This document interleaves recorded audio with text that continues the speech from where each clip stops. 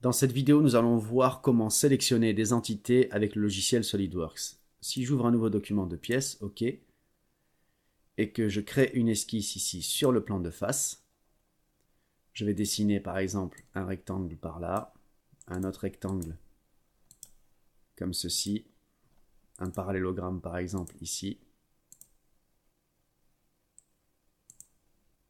un autre comme ceci, et un troisième ici.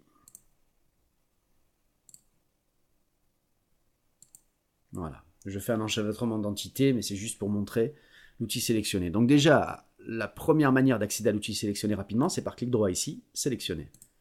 Vous vous débarrassez de l'outil que vous portiez pour vous retrouver avec le pointeur de sélection.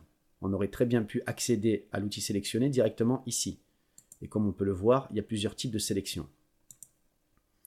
Ensuite, pour sélectionner, on peut tout simplement cliquer sur une entité. Ici, elle change de couleur et je peux la supprimer au clavier sur la touche supprime.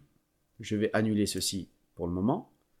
Pour désélectionner une entité, il suffit de cliquer dans une zone vide de votre zone graphique ici. Ça a pour conséquence de tout désélectionner.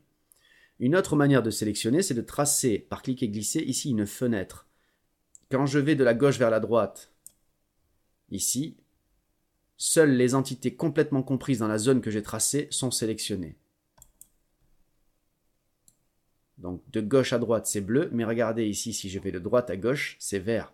Tout ce qui est dans la zone rectangulaire verte que j'ai tracée sera sélectionné, même s'il n'était compris que partiellement dans cette zone. Hein, on voit bien ici, si je vais vers la droite, voilà, ici, on a bien vu que les deux traits étaient compris dans ma zone verte, ainsi que ces deux-là. Ceux-ci sont donc sélectionnés, je peux par exemple les supprimer avec la touche supprime du clavier et annuler ceci, cliquer dans le vide pour tout désélectionner. Voilà à peu près ce qu'il faut savoir sur l'outil de sélection de SolidWorks.